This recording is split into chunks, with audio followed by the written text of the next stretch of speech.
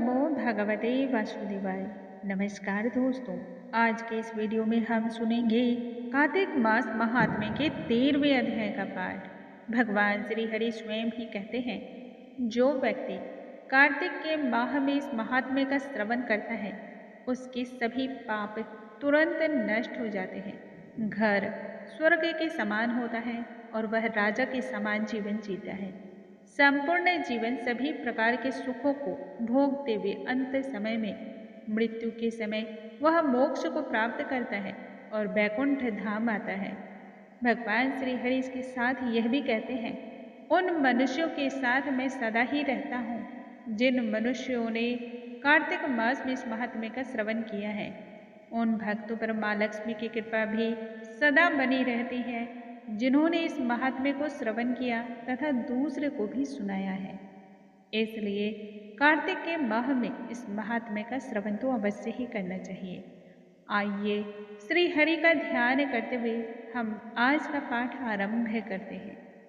बोलो भगवान श्री हरि की जय, स्वामी नारायण की जय, माता महालक्ष्मी की जय। भगवान श्री हरि ने माँ लक्ष्मी को यह वचन दिया कि वह उनके भाई जालंधर का वध नहीं करेंगे, परंतु जब देवताओं ने अपनी रक्षा की गुहार भगवान श्री हरि के समक्ष रखा, तब भगवान श्री हरि ने माँ लक्ष्मी से यह भी कहा कि उन्होंने देवताओं को वचन दिया है कि वह उनकी रक्षा के लिए उस युद्ध भूमि में अवश्य ही जाएंगे। इसलिए अपने वचन का पालन करने के लिए उन्हें रणभूमि में तो जाना ही पड़ेगा। फिर जब भगवान श्री हरि उस रणभूमि में पहुँचे, तब जालंधर उन्हें देखते ही उन पर आक्रमण करने लगा। भगवान श्री हरि और जालंधर में घमासान युद्ध छिड़ गया। बाण वर्षा से संपूर्ण आकाश मंडल ढक सा गया। इससे श्री हरि क्रोध में आ गए और उन्होंने अपने बाणों के द्वारा जालंधर की पताका, छत्र, धनुष और घोड़ों को काट डाला। फिर जालंधर की छाती में भी एक बाण मारा, जिससे जालंधर घायल हो गया और क्रोध में आकर के अपने हाथ में गदा लेकर के बड़े ही जोर से उछला, जिससे गरुड़ की मस्तक पर प्रहार हुई। जालंधर के इस प्रहार से गरुड़ पृथ्वी पर गिर पड़ा। भगवान श्री हरि ने तब मंद मंद मुस्कान करते हुए अपनी तलवार निकाली और उससे उसकी गदा को काट डाला। इसी बीच जालंधर ने फुर्तीला स्वभाव दिखाते हुए भगवान विष्णु की छाती में जोरदार एक घूंसा मारा। तत्पश्चात महाबलशाली महाप्रकर्मी दोनों ही वीर अपने अपने प्रहार से पृथ्वी को आच्छादित करने लगे। उसकी ध्वनि से संपूर्ण ध्वनि शांत कर गई। भगवान श्री हरि ने तब अपने सारंग धनुष को निकाला और फिर उस पर बाण चढ़ा करके जालंधर को बींधना आरंभ किया, जिसके प्रत्युत्तर में जालंधर भी अपने पैने बाणों की वर्षा करने लगा। उसने भगवान श्री हरि पर अपने कई पैने बाणों का प्रहार किया, जिससे कि धनुष कट गया। धनुष के कट जाने पर भगवान श्री हरि ने तब हाथों में गदा ले लिया। शीघ्र ही जालंधर को उन्होंने खींचकर बड़े वेग से मारा, परंतु उस अग्निवत अमोघ गदा की मार से भी जालंधर का कुछ न बिगड़ा। उसने तब एक अग्निमुख त्रिशूल उठाया और उसका वार भगवान श्री हरि पर किया।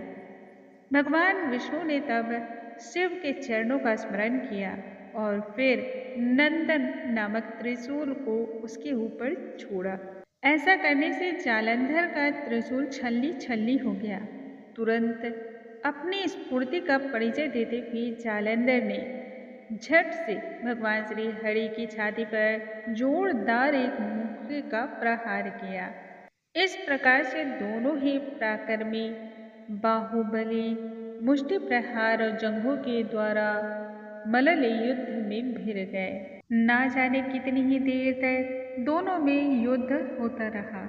तब मायावी भगवान श्री हरि ने दैत्यराज जालंधर से बड़ी ही मीठी और मधुर वाणी में कहा, हे रण, दुर्मत दैत्य श्रेष्ठ तो धन्य है जो इस महायुद्ध में इन बड़े बड़े आयुधों से तनिक भी भयभीत न हुआ। मैं तुम्हारे इस युद्ध कौशल से बहुत अधिक प्रसन्न हूँ, इसलिए तुम जो वर मांगना चाहते हो निसंकोच उसे मांग लो। मायावी भगवान विष्णु की ऐसी मधुर वाणी को सुनकर जालंधर भावुक हो गया। कहने लगा, हे पालनहार, यदि सच में आप मुझ पर प्रसन्न हैं तो ऐसा वर दीजिए कि आप मेरी बहन तथा अपने सारे कुटुंबियों के साथ मेरे घर पर ही निवास करें। नारद ऋषि तब आगे कहते हैं, जालंधर के मुख से इन वचन को सुनकर के भगवान विष्णु को खेद हुआ, परंतु उसी क्षण देवेश ने तथास्तु कह दिया और ऐसा कहकर समस्त देवताओं और लक्ष्मी के साथ जालंधर की पुरी में जाकर बस गए। जालंधर देवताओं के स्थान पर दानवों को बैठाकर फिर पुनः पृथ्वी की ओर लौट आया। देवता, गंधर्व और सिद्धों के पास जो सर्वश्रेष्ठ रत्न थे उन सभी को अपने अधिकार में करके सागर पुत्र जालंधर आनंदपूर्वक निवास करने लगा। पाताल लोक में महापराक्रमशाली निशुंभ को बैठाकर शेष नाग आदि को भी पृथ्वी तल पर वह ले आया। धर्म के अनुसार सुपुत्रों के समान उसने अपनी प्रजा का पालन किया। उसके राज्य में सभी ओर से सुख और शांति थी, क्योंकि उसने प्रजा का अपने पुत्रों की भांति ही पालन और पोषण किया था।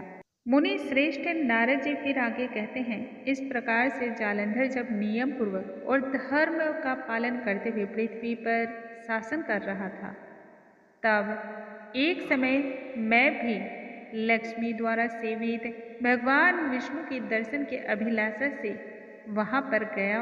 बोलो भगवान श्री हरि की जय, स्वामी नारायण की जय, माता महालक्ष्मी की जय। दोस्तों, आज के इस वीडियो में हमने सुना कार्तिक मास महात्म्य के 13वें अध्याय का पाठ। कल के वीडियो में हम आगे की कथा के साथ फिर से मिलेंगे। तब तक आप सभी स्वस्थ रहें, सुरक्षित रहें और हंसते मुस्कुराते रहें। नमस्कार दोस्तों।